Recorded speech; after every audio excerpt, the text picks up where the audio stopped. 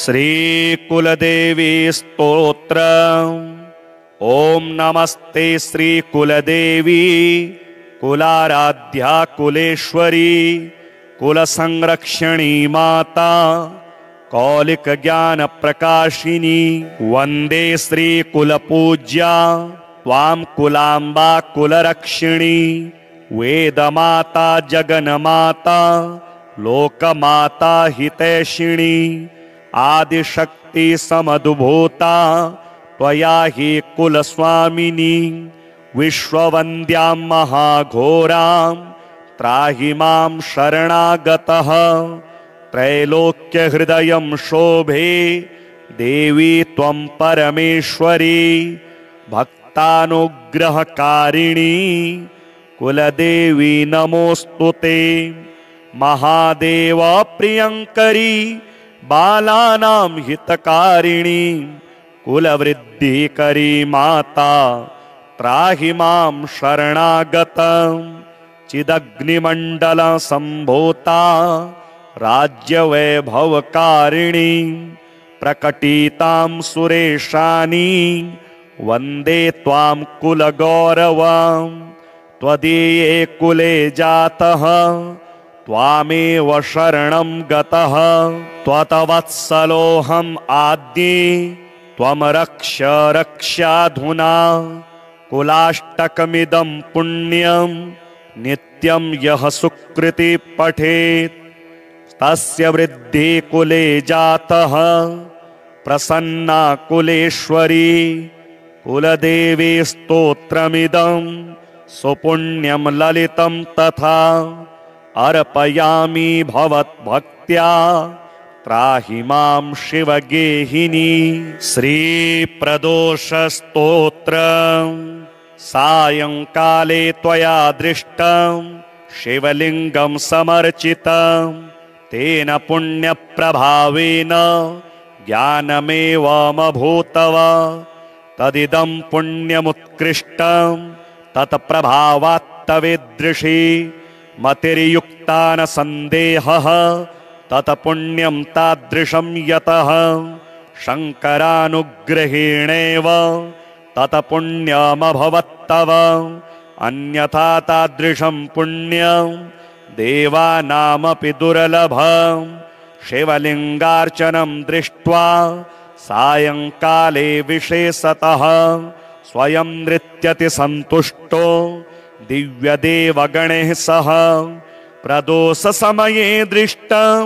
शिवलिङ्गं समर्चितं। सर्वकामदमित्याहुः तत्समत्यमभवत् खलु। सन्दिहानः शिवाचारे पापिष्ठो न प्रवर्तते। एतादृशं महाभाग्यमधुना दृष्टमद्भुतं। तव स्वरूपं विज्ञातं त्वयापि न शिवार्चनं। कृतं पापेन नीतानि दिनानि खलु सर्वदा। दुष्प्रतिग्रहलोलस्त्वं दुराचाररतः सदा। न स्नानकर्मनिरतो वैदिकं ज्ञायतेऽपि वा। नीचान्न भक्षणेनैव वयोनीतं त्वया खलु। मद्यपाङ्गनया साकं बहुकालमवस्थितं। तस्मादुत्पादिताः पुत्राः कन्यकाश्च दुरात्मना। त्रिपुण्डधारणं तावन् न कृतं श्रुतिचोदितं। रुद्राक्षाणां च धरणं कदाचिन्न कृतं त्वया। बिल्वपत्रं न निक्षिप्तं जलं वा लिङ्गमस्तके। न दीपवर्तिका दत्ता त्वया शङ्करमन्दिरे। दीपप्रदानवार्ता तु दूरतस्तव सर्वथा। न सोमवासरे भुक्तं नियमान्निशिसादरं। शाम्भवेः सह संलापो न त्वया कृत एव हि। पुण्यः शिवकथालापाः सर्वथा न श्रुतास्त्वया। रुद्राध्यायो न जप्तो हि मन्त्ररत्न समाश्रयः। एतादृशेन दुष्टेन प्रदोषे देवयोगतः शिवलिङ्गं त्वया दृष्टं कृतकृत्योऽसि तावता शिवलिङ्गं न दृष्टं चेत् सायंकाले त्वया तदा आकल्पं नरकात् घोरात् प्रच्यवस्ते कथं भवेत् शिवाचारविहीनानां नरकात् निर्गमा कथं पुत्रादिभिः सहावासो नरकेष्वेव कोटिशः जन्मोत्तरं वा सततं शिवमर्चय सादरं जातिस्मरस्त्वं सम्प्राप्य तेन पुण्येन सत्वरं तत्त्वज्ञानस्य धर्माणां यागानामपि तत्फलं केवलं मन्ये श्रीमहादेवपूजनं शिवार्चनेन सर्वेषां कामानां सिद्धिरित्यतः प्रयत्नैर्बहुभिर्नित्यं कुरु शङ्करपूजनम् ॐ नमस्ते श्रीकुलदेवी कुलाराध्या कुलेश्वरी कुलसंरक्षणी माता कौलिकज्ञानप्रकाशिनी वन्दे श्रीकुलपूज्या त्वां कुलाम्बा कुलरक्षिणी वेदमाता जगन्माता लोकमाता हितैषिणी आदिशक्ति समदुभूता त्वया हि कुलस्वामिनी विश्ववन्द्यां महाघोरां त्राहि मां शरणागतः त्रैलोक्यहृदयं शोभे देवी त्वं परमेश्वरी भक्तानुग्रहकारिणी कुलदेवी नमोऽस्तु ते महादेव प्रियंकरी बालानां हितकारिणी कुलवृद्धिकरी माता त्राहि मां शरणागतं चिदग्निमण्डल सम्भूता राज्यवैभवकारिणी प्रकटितां सुरेशानी वन्दे त्वां कुलगौरवं त्वदीये कुले जातः त्वामेव शरणं गतः त्वत्वत्सलोऽहम् आद्ये त्वं रक्ष रक्षाधुना कुलाष्टकमिदं पुण्यं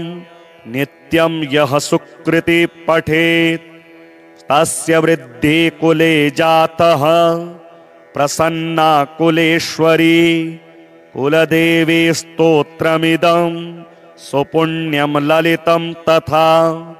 अर्पयामि भवद्भक्त्या त्राहि मां शिवगेहिनी श्रीप्रदोषस्तोत्रम् सायंकाले त्वया दृष्टं शिवलिङ्गं समर्चितं तेन पुण्यप्रभावेन ज्ञानमेवमभूतव तदिदं पुण्यमुत्कृष्टं तत्प्रभावात्तविदृशी मतिर्युक्ता न सन्देहः तत्पुण्यं तादृशं यतः शङ्करानुग्रहेणेव तत्पुण्यमभवत्तव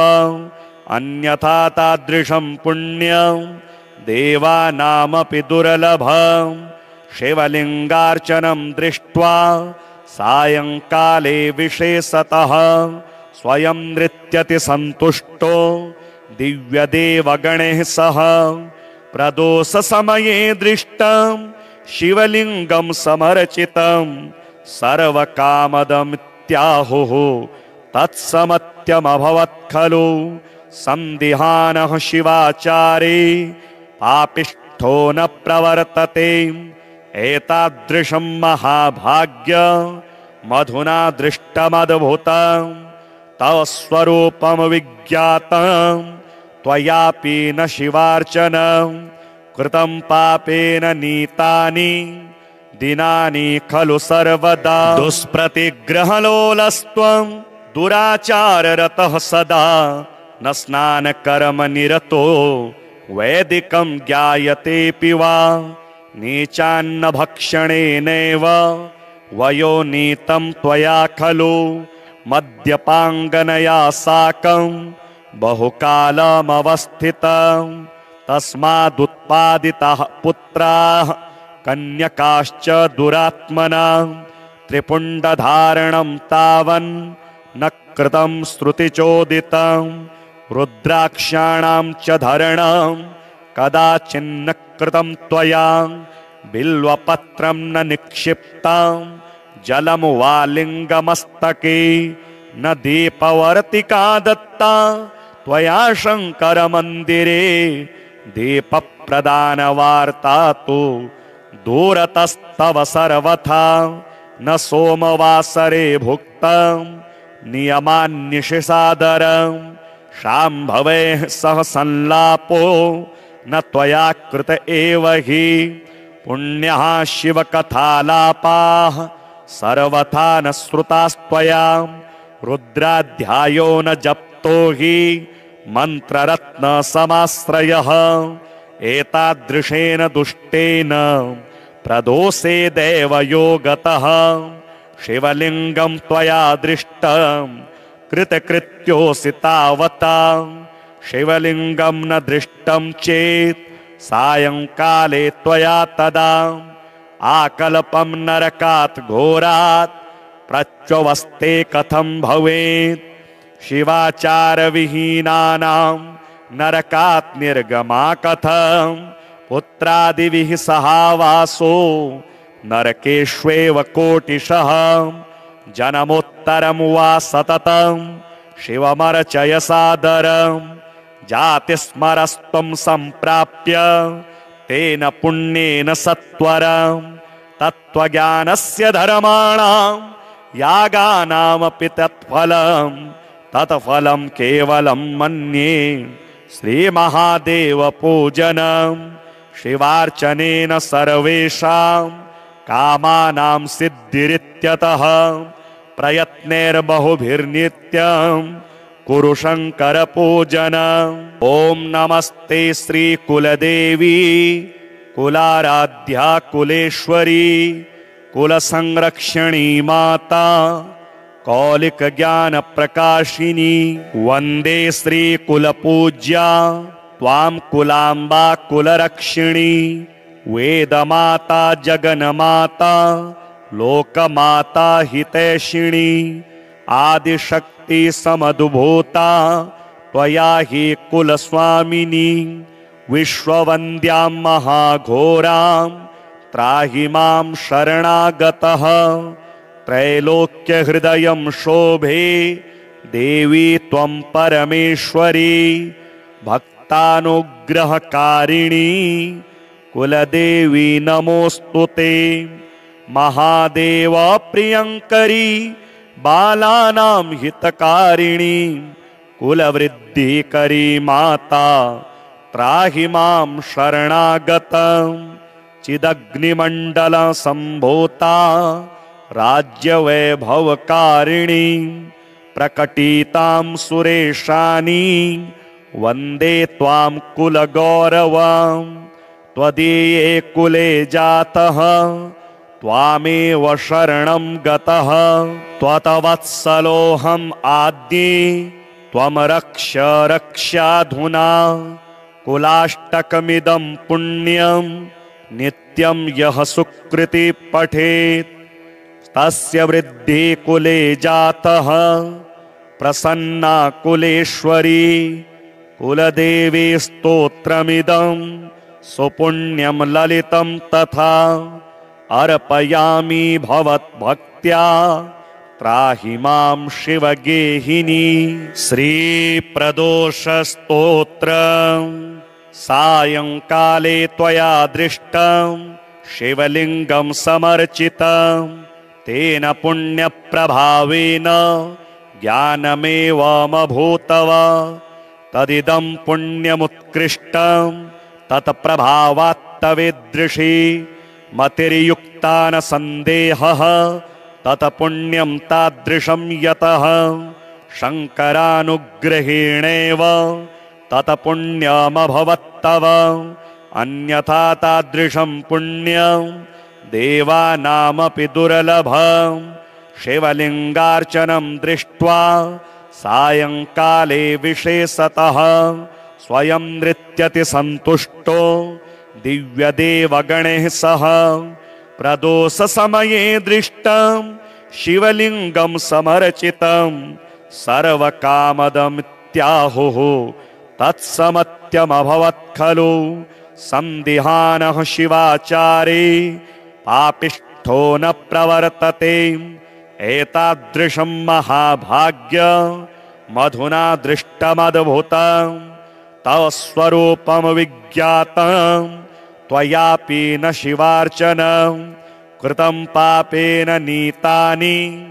दिनानि खलु सर्वदा दुष्प्रतिग्रहलोलस्त्वं दुराचाररतः सदा न स्नानकर्मनिरतो वैदिकं ज्ञायतेऽपि वा नीचान्न भक्षणेनैव वयोनीतं त्वया खलु मद्यपाङ्गनया साकं बहुकालमवस्थितं तस्मादुत्पादिताः पुत्राः कन्यकाश्च दुरात्मना त्रिपुण्डधारणं तावन् न कृतं श्रुतिचोदितं रुद्राक्षाणां च धरणं कदाचिन्न कृतं त्वया बिल्वपत्रं न निक्षिप्तं जलं वा लिङ्गमस्तके न दीपवर्तिका दत्ता त्वया शङ्करमन्दिरे दीपप्रदानवार्ता तु दूरतस्तव सर्वथा न सोमवासरे भुक्तं नियमान्निशिसादरं शाम्भवेः सह संलापो न त्वया कृत एव हि पुण्यः शिवकथालापाः सर्वथा न श्रुतास्त्वया रुद्राध्यायो न जप्तो हि मन्त्ररत्नसमाश्रयः एतादृशेन दुष्टेन प्रदोषे देवयोगतः शिवलिङ्गं त्वया दृष्टं कृतकृत्योऽसि तावता शिवलिङ्गं न दृष्टं चेत् सायङ्काले त्वया तदा आकल्पं नरकात् घोरात् प्रच्यवस्ते कथं भवेत् शिवाचारविहीनानां नरकात् निर्गमा कथं पुत्रादिभिः सहावासो नरकेष्वेव कोटिशः जन्मोत्तरं वा सततं शिवमर्चय सादरं जातिस्मरस्त्वं सम्प्राप्य तेन पुण्येन सत्वरं तत्त्वज्ञानस्य धर्माणां यागानामपि तत्फलं केवलं मन्ये श्रीमहादेवपूजनं शिवार्चनेन सर्वेषां कामानां सिद्धिरित्यतः प्रयत्नैर्बहुभिर्नित्यं कुरु शङ्करपूजनम् ॐ नमस्ते श्रीकुलदेवी कुलाराध्या कुलेश्वरी कुलसंरक्षणी माता कौलिकज्ञानप्रकाशिनी वन्दे श्रीकुलपूज्या त्वां कुलाम्बा कुलरक्षिणी वेदमाता जगन्माता लोकमाता हितैषिणी आदिशक्ति समदुभूता त्वया हि कुलस्वामिनी विश्ववन्द्यां महाघोरां त्राहि मां शरणागतः त्रैलोक्यहृदयं शोभे देवी त्वं परमेश्वरी भक्तानुग्रहकारिणी कुलदेवी नमोऽस्तु ते महादेव प्रियंकरी बालानां हितकारिणी कुलवृद्धिकरी माता त्राहि मां शरणागतं चिदग्निमण्डल सम्भूता राज्यवैभवकारिणी प्रकटितां सुरेशानी वन्दे त्वां कुलगौरवं त्वदीये कुले जातः त्वामेव शरणं गतः त्वत्वत्सलोऽहम् आद्ये त्वं रक्ष रक्ष्याधुना कुलाष्टकमिदं पुण्यं नित्यं यः सुकृति पठेत् तस्य वृद्धि कुले जातः प्रसन्ना कुलेश्वरी कुलदेवी स्तोत्रमिदं सुपुण्यं ललितं तथा अर्पयामि भवद्भक्त्या त्राहि मां शिवगेहिनी। श्रीप्रदोषस्तोत्रम् सायंकाले त्वया दृष्टं शिवलिङ्गं समर्चितं तेन पुण्यप्रभावेन ज्ञानमेवमभूतव तदिदं पुण्यमुत्कृष्टं तत्प्रभावात्तविदृशी मतिर्युक्ता न सन्देहः तत्पुण्यं तादृशं यतः शङ्करानुग्रहेणेव तत्पुण्यमभवत्तव अन्यथा तादृशं पुण्यं देवानामपि दुर्लभं। शिवलिङ्गार्चनं दृष्ट्वा सायंकाले विशेषतः स्वयं नृत्यति सन्तुष्टो दिव्यदेवगणैः सह प्रदोषसमये दृष्टं शिवलिङ्गं समर्चितं सर्वकामदमित्याहुः तत्समत्यमभवत् खलु। सन्दिहानः शिवाचारे पापिष्ठो न प्रवर्तते एतादृशं महाभाग्य मधुना दृष्टमद्भुतं तव स्वरूपं विज्ञातं त्वयापि न शिवार्चनं कृतं पापेन नीतानि दिनानि खलु सर्वदा। दुष्प्रतिग्रहलोलस्त्वं दुराचाररतः सदा न स्नानकर्मनिरतो वैदिकं ज्ञायतेऽपि वा नीचान्न भक्षणेनैव वयोनीतं त्वया खलु मद्यपाङ्गनया साकं बहुकालमवस्थितं तस्मादुत्पादिताः पुत्राः कन्यकाश्च दुरात्मना त्रिपुण्डधारणं तावन् न कृतं श्रुतिचोदितं रुद्राक्षाणां च धरणं कदाचिन्न कृतं त्वया बिल्वपत्रं न निक्षिप्तं जलं वा लिङ्गमस्तके न दीपवर्तिका दत्ता त्वया शङ्करमन्दिरे दीपप्रदानवार्ता तु दूरतस्तव सर्वथा न सोमवासरे भुक्तं नियमान्निशिसादरं शाम्भवेः सह संलापो न त्वया कृत एव हि पुण्यः शिवकथालापाः सर्वथा न श्रुतास्त्वया रुद्राध्यायो न जप्तो हि मन्त्ररत्नसमाश्रयः एतादृशेन दुष्टेन प्रदोषे देवयोगतः शिवलिङ्गं त्वया दृष्टं कृतकृत्योऽसि तावता शिवलिङ्गं न दृष्टं चेत् सायंकाले त्वया तदा आकल्पं नरकात् घोरात् प्रच्यवस्ते कथं भवेत् शिवाचारविहीनानां नरकात् निर्गमा कथं पुत्रादिभिः सहावासो नरकेष्वेव कोटिशः जन्मोत्तरं वा सततं शिवमर्चय सादरं जातिस्मरस्त्वं सम्प्राप्य तेन पुण्येन सत्वरं तत्त्वज्ञानस्य धर्माणां यागानामपि तत्फलं केवलं मन्ये श्रीमहादेवपूजनं शिवार्चनेन सर्वेषां कामानां सिद्धिरित्यतः प्रयत्नैर्बहुभिर्नित्यं कुरु शङ्करपूजनम्। ॐ नमस्ते श्रीकुलदेवी कुलाराध्या कुलेश्वरी कुलसंरक्षणी माता कौलिकज्ञानप्रकाशिनी वन्दे श्रीकुलपूज्या त्वां कुलाम्बा कुलरक्षिणी वेदमाता जगन्माता लोकमाता हितैषिणी आदिशक्ति समद्भूता त्वया हि कुलस्वामिनी विश्ववन्द्यां महाघोरां त्राहि मां शरणागतः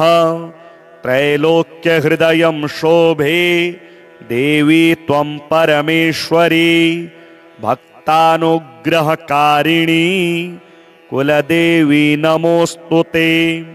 महादेव प्रियंकरी बालानां हितकारिणी कुलवृद्धिकरी माता त्राहि मां शरणागतं चिदग्निमण्डल संभूता राज्यवैभवकारिणी प्रकटितां सुरेशानी वन्दे त्वां कुलगौरवं त्वदीये कुले जातः त्वामेव शरणं गतः त्वत्वत्सलोऽहम् आद्ये त्वं रक्ष रक्ष्याधुना कुलाष्टकमिदं पुण्यं नित्यं यः सुकृति पठेत् तस्य वृद्धि कुले जातः प्रसन्ना कुलेश्वरी कुलदेवी स्तोत्रमिदं सुपुण्यं ललितं तथा अर्पयामि भवद्भक्त्या त्राहि मां शिवगेहिनी श्रीप्रदोषस्तोत्रम् सायंकाले त्वया दृष्टं शिवलिंगं समर्चितं तेन पुण्यप्रभावेन ज्ञानमेवमभूतव तदिदं पुण्यमुत्कृष्टं तत्प्रभावात्तविदृशी मतिर्युक्ता न सन्देहः तत्पुण्यं तादृशं यतः शङ्करानुग्रहेणेव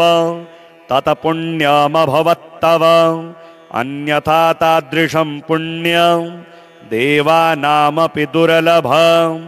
शिवलिङ्गार्चनं दृष्ट्वा सायंकाले विशेषतः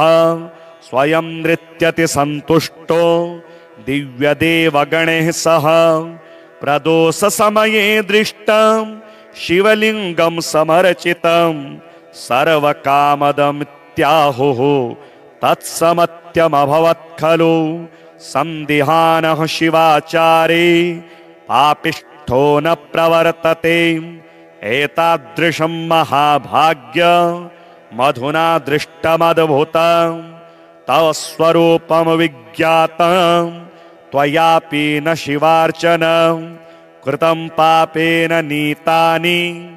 दिनानि खलु सर्वदा दुष्प्रतिग्रहलोलस्त्वं दुराचाररतः सदा न स्नानकर्मनिरतो वैदिकं ज्ञायतेऽपि वा नीचान्न भक्षणेनैव वयोनीतं त्वया खलु मद्यपाङ्गनया साकं बहुकालमवस्थितं तस्मादुत्पादिताः पुत्राः कन्यकाश्च दुरात्मना त्रिपुण्डधारणं तावन् न कृतं श्रुतिचोदितं रुद्राक्षाणां च धरणं कदाचिन्न कृतं त्वया बिल्वपत्रं न निक्षिप्तं जलं वा लिङ्गमस्तके न दीपवर्तिका दत्ता त्वया शङ्करमन्दिरे दीपप्रदानवार्ता तु दूरतस्तव सर्वथा न सोमवासरे भुक्तं नियमान्निशिसादरं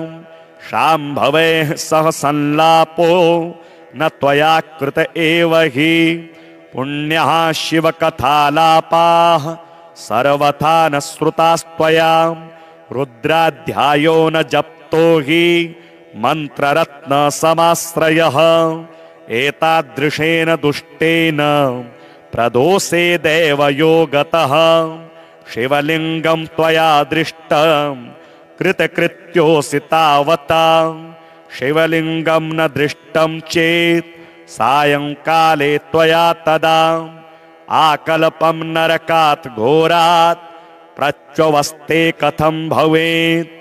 शिवाचारविहीनानां नरकात् निर्गमा कथं पुत्रादिभिः सहावासो नरकेष्वेव कोटिशः जनमोत्तरं वा सततं शिवमर्चय सादरं जातिस्मरस्त्वं सम्प्राप्य तेन पुण्येन सत्वरं तत्त्वज्ञानस्य धर्माणां यागानामपि तत्फलं तत्फलं केवलं मन्ये श्रीमहादेवपूजनं शिवार्चनेन सर्वेषां कामानां सिद्धिरित्यतः प्रयत्नैर्बहुभिर्नित्यं कुरु शंकर पूजनम्। ओम नमस्ते श्री कुलदेवी कुलाराध्या कुलेश्वरी कुल संरक्षणी माता कौलिक ज्ञान प्रकाशिनी वंदे श्री कुलपूज्या त्वां कुलांबा कुलरक्षिणी वेदमाता जगन्माता लोकमाता हितैषिणी आदिशक्ति समदुभूता त्वया हि कुलस्वामिनी विश्ववन्द्यां महाघोरां त्राहि मां शरणागतः त्रैलोक्यहृदयं शोभे देवी त्वं परमेश्वरी भक्तानुग्रहकारिणी कुलदेवी नमोस्तुते महादेव प्रियंकरी बालानां हितकारिणी कुलवृद्धिकरी माता त्राहि मां शरणागतं चिदग्निमण्डल संभूता राज्यवैभवकारिणी प्रकटितां सुरेशानी वन्दे त्वां कुलगौरवं त्वदीये कुले जातः त्वामेव शरणं गतः त्वत्वत्सलोऽहम् आद्ये त्वं रक्ष रक्षाधुना कुलाष्टकमिदं पुण्यं नित्यं यः सुकृति पठेत् तस्य वृद्धि कुले जातः प्रसन्ना कुलेश्वरी कुलदेवी स्तोत्रमिदं सुपुण्यं ललितं तथा अर्पयामि भवद्भक्त्या त्राहि मां शिवगेहिनी। श्रीप्रदोषस्तोत्रम् सायंकाले त्वया दृष्टं शिवलिङ्गं समर्चितं तेन पुण्यप्रभावेन ज्ञानमेवमभूतव तदिदं पुण्यमुत्कृष्टं तत्प्रभावात्तविदृशी मतिर्युक्ता न सन्देहः तत्पुण्यं तादृशं यतः शङ्करानुग्रहेणेव तत्पुण्यमभवत्तव अन्यथा तादृशं पुण्यं देवानामपि दुर्लभं शिवलिङ्गार्चनं दृष्ट्वा सायंकाले विशेषतः स्वयं नृत्यति सन्तुष्टो दिव्यदेवगणैः सह प्रदोषसमये दृष्टं शिवलिङ्गं समर्चितं सर्वकामदमित्याहुः तत्समत्यमभवत् खलु सन्दिहानः शिवाचारे पापिष्ठो न प्रवर्तते एतादृशं महाभाग्यमधुना दृष्टमद्भुतं तव स्वरूपं विज्ञातं त्वयापि न शिवार्चनं कृतं पापेन नीतानि दिनानि खलु सर्वदा दुष्प्रतिग्रहलोलस्त्वं दुराचाररतः सदा न स्नानकर्मनिरतो वैदिकं ज्ञायतेऽपि वा नीचान्न भक्षणेनैव वयोनीतं त्वया खलु मद्यपाङ्गनया साकं बहुकालमवस्थितं तस्मादुत्पादिताः पुत्राः कन्यकाश्च दुरात्मना त्रिपुण्डधारणं तावन् न कृतं श्रुतिचोदितं रुद्राक्षाणां च धरणं कदाचिन्न कृतं त्वया बिल्वपत्रं न निक्षिप्तं जलं वा लिङ्गमस्तके न दीपवर्तिका दत्ता त्वया शङ्करमन्दिरे दीपप्रदानवार्ता तु दूरतस्तव सर्वथा न सोमवासरे भुक्तं नियमान्निशिसादरं शाम्भवेः सह संलापो न त्वया कृत एव हि पुण्यः शिवकथालापाः सर्वथा न श्रुतास्त्वया रुद्राध्यायो न जप्तो हि मन्त्ररत्न समाश्रयः एतादृशेन दुष्टेन प्रदोषे देवयोगतः शिवलिङ्गं त्वया दृष्टं कृतकृत्योऽसि तावता शिवलिङ्गं न दृष्टं चेत् सायंकाले त्वया तदा आकल्पं नरकात् घोरात्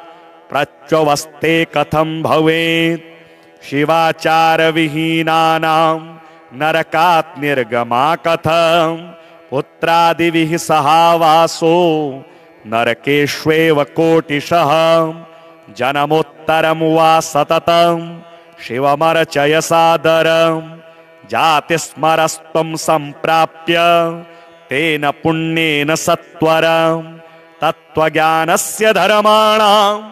यागानामपि तत्फलं केवलं मन्ये श्रीमहादेवपूजनं शिवार्चनेन सर्वेषां कामानां सिद्धिरित्यतः प्रयत्नैर्बहुभिर्नित्यं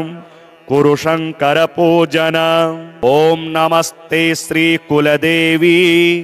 कुलाराध्या कुलेश्वरी कुलसंरक्षणी माता कौलिकज्ञानप्रकाशिनी वन्दे श्रीकुलपूज्या त्वां कुलाम्बा कुलरक्षिणी वेदमाता जगन्माता लोकमाता हितैषिणी आदिशक्ति समद्भूता त्वया हि कुलस्वामिनी विश्ववन्द्यां महाघोरां त्राहि मां शरणागतः त्रैलोक्यहृदयं शोभे देवी त्वं परमेश्वरी भक्तानुग्रहकारिणी कुलदेवी नमोऽस्तु ते महादेव प्रियंकरी बालानां हितकारिणी कुलवृद्धिकरी माता त्राहि मां शरणागतं चिदग्निमण्डल सम्भूता राज्यवैभवकारिणी प्रकटितां सुरेशानी वन्दे त्वां कुलगौरवं त्वदीये कुले जातः त्वामेव शरणं गतः त्वत्वत्सलोऽहम् आद्ये त्वं रक्ष रक्ष्याधुना कुलाष्टकमिदं पुण्यं नित्यं यः सुकृति पठेत् तस्य वृद्धि कुले जातः प्रसन्ना कुलेश्वरी कुलदेवी स्तोत्रमिदं सुपुण्यं ललितं तथा अर्पयामि भवद्भक्त्या त्राहि मां शिवगेहिनी श्रीप्रदोषस्तोत्रम् सायंकाले त्वया दृष्टं शिवलिङ्गं समर्चितं तेन पुण्यप्रभावेन ज्ञानमेवमभूतव तदिदं पुण्यमुत्कृष्टं तत्प्रभावात्तविदृशी मतिर्युक्ता न सन्देहः तत्पुण्यं तादृशं यतः शङ्करानुग्रहेणेव तत्पुण्यमभवत्तव अन्यथा तादृशं पुण्यं देवानामपि दुर्लभं शिवलिङ्गार्चनं दृष्ट्वा सायंकाले विशेषतः स्वयं नृत्यति सन्तुष्टो दिव्यदेवगणैः सह प्रदोषसमये दृष्टं शिवलिङ्गं समर्चितं सर्वकामदमित्याहुः तत्समत्यमभवत् खलु सन्दिहानः शिवाचारे पापिष्ठो न प्रवर्तते एतादृशं महाभाग्यमधुना दृष्टमद्भुतं तव स्वरूपं विज्ञातं त्वयापि न शिवार्चनं कृतं पापेन नीतानि दिनानि खलु सर्वदा दुष्प्रतिग्रहलोलस्त्वं दुराचाररतः सदा न स्नानकर्मनिरतो वैदिकं ज्ञायतेऽपि वा नीचान्न भक्षणेनैव वयोनीतं त्वया खलु मद्यपाङ्गनया साकं बहुकालमवस्थितं तस्मादुत्पादिताः पुत्राः कन्यकाश्च दुरात्मना त्रिपुण्डधारणं तावन् न कृतं श्रुतिचोदितं रुद्राक्षाणां च धरणं कदाचिन्न कृतं त्वया बिल्वपत्रं न निक्षिप्तं जलं वा लिङ्गमस्तके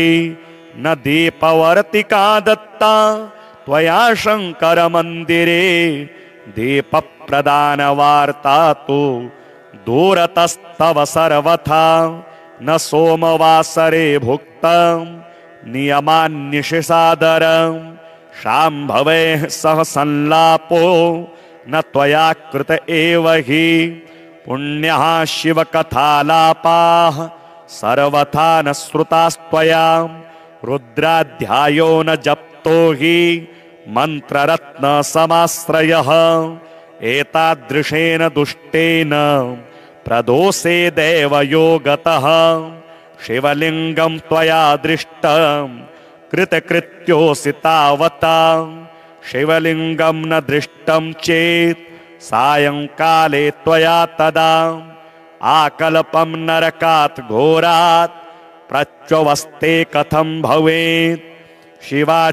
शिवाचारविहीनानां नरकात् निर्गमा कथं पुत्रादिभिः सहावासो नरकेष्वेव कोटिशः जन्मोत्तरं वा सततं शिवमर्चय सादरं जातिस्मरस्त्वं सम्प्राप्य तेन पुण्येन सत्वरं तत्त्वज्ञानस्य धर्माणां यागानामपि तत्फलं केवलं मन्ये श्रीमहादेवपूजनं शिवार्चनेन सर्वेषां कामानां सिद्धिरित्यतः प्रयत्नैर्बहुभिर्नित्यं कुरु शङ्करपूजनम् ॐ नमस्ते श्रीकुलदेवी कुलाराध्या कुलेश्वरी कुलसंरक्षणी माता कौलिकज्ञानप्रकाशिनी वन्दे श्रीकुलपूज्या त्वां कुलाम्बा कुलरक्षिणी वेदमाता जगन्माता लोकमाता हितैषिणी आदिशक्ति समदुभूता त्वया हि कुलस्वामिनी विश्ववन्द्यां महाघोरां त्राहि मां शरणागतः त्रैलोक्यहृदयं शोभे देवी त्वं परमेश्वरी भक्तानुग्रहकारिणी कुलदेवी नमोऽस्तु ते महादेव प्रियंकरी बालानां हितकारिणी कुलवृद्धिकरी माता त्राहि मां शरणागतं चिदग्निमण्डल सम्भूता राज्यवैभवकारिणी प्रकटितां सुरेशानी वन्दे त्वां कुलगौरवं त्वदीये कुले जातः त्वामेव शरणं गतः त्वत्वत्सलोऽहम् आद्ये त्वं रक्ष रक्ष्याधुना कुलाष्टकमिदं पुण्यं नित्यं यः सुकृति पठेत् तस्य वृद्धि कुले जातः प्रसन्ना कुलेश्वरी कुलदेवी स्तोत्रमिदं सुपुण्यं ललितं तथा अर्पयामि भवद्भक्त्या त्राहि मां शिवगेहिनी श्रीप्रदोषस्तोत्रम् सायंकाले त्वया दृष्टं शिवलिङ्गं समर्चितं तेन पुण्यप्रभावेन ज्ञानमेवमभूतव तदिदं पुण्यमुत्कृष्टं तत्प्रभावात्तविदृशी मतिर्युक्ता न सन्देहः तत्पुण्यं तादृशं यतः शङ्करानुग्रहेणेव तत्पुण्यमभवत्तव अन्यथा तादृशं पुण्यं देवानामपि दुर्लभं शिवलिङ्गार्चनं दृष्ट्वा सायंकाले विशेषतः स्वयं नृत्यति सन्तुष्टो दिव्यदेवगणैः सह प्रदोषसमये दृष्टं शिवलिङ्गं समर्चितं सर्वकामदमित्याहुः तत्समत्यमभवत् खलु सन्दिहानः शिवाचारे पापिष्ठो न प्रवर्तते एतादृशं महाभाग्य मधुना दृष्टमद्भुतं तव स्वरूपं विज्ञातं त्वयापि न शिवार्चनं कृतं पापेन नीतानि दिनानि खलु सर्वदा दुष्प्रतिग्रहलोलस्त्वं दुराचाररतः सदा न स्नानकर्मनिरतो वैदिकं ज्ञायतेऽपि वा नीचान्न भक्षणेनैव वयोनीतं त्वया खलु मद्यपाङ्गनया साकं बहुकालमवस्थितं तस्मादुत्पादिताः पुत्राः कन्यकाश्च दुरात्मना त्रिपुण्डधारणं तावन् न कृतं श्रुतिचोदितं रुद्राक्षाणां च धरणं कदाचिन्न कृतं त्वया बिल्वपत्रं न निक्षिप्तं जलं वा लिङ्गमस्तके न दीपवर्तिका दत्ता त्वया शङ्करमन्दिरे दीपप्रदानवार्ता तु दूरतस्तव सर्वथा न सोमवासरे भुक्तं नियमान्निशिसादरं शाम्भवेः सह संलापो न त्वया कृत एव हि पुण्यः शिवकथालापाः सर्वथा न श्रुतास्त्वया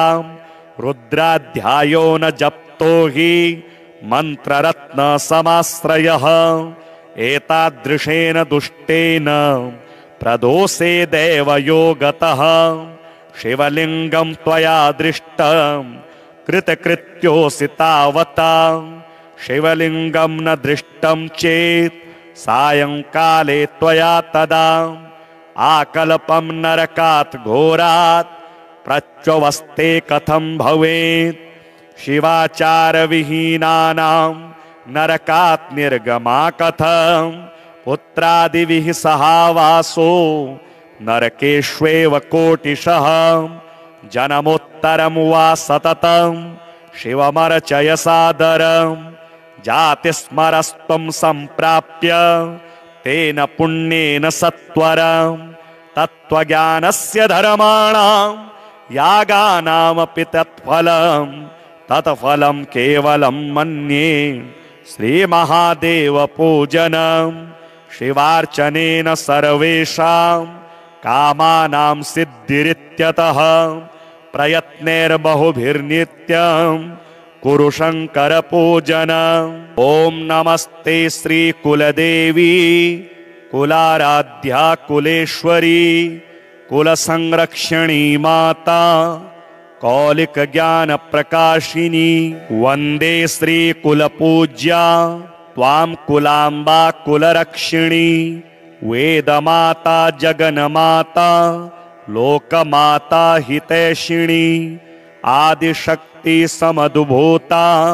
त्वया हि कुलस्वामिनी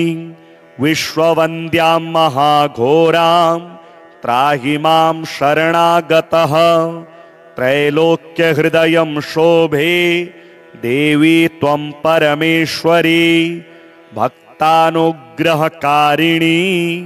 कुलदेवी नमोऽस्तु ते महादेव प्रियंकरी बालानां हितकारिणी कुलवृद्धिकरी माता त्राहि मां शरणागतं चिदग्निमण्डल सम्भूता राज्यवैभवकारिणी प्रकटितां सुरेशानी वन्दे त्वां कुलगौरवं त्वदीये कुले जातः त्वामेव शरणं गतः त्वत्वत्सलोऽहम् आद्ये त्वं रक्ष रक्ष्याधुना कुलाष्टकमिदं पुण्यं नित्यं यः सुकृति पठेत् तस्य वृद्धि कुले जातः प्रसन्ना कुलेश्वरी कुलदेवी स्तोत्रमिदं सुपुण्यं ललितं तथा अर्पयामि भवद्भक्त्या त्राहि मां शिवगेहिनी। श्रीप्रदोषस्तोत्रम् सायंकाले त्वया दृष्टं शिवलिङ्गं समर्चितं तेन पुण्यप्रभावेन ज्ञानमेवमभूतव तदिदं पुण्यमुत्कृष्टं तत्प्रभावात्तविदृशी मतिर्युक्ता न सन्देहः तत्पुण्यं तादृशं यतः शङ्करानुग्रहेणेव तत्पुण्यमभवत्तव अन्यथा तादृशं पुण्यं देवानामपि दुर्लभं शिवलिङ्गार्चनं दृष्ट्वा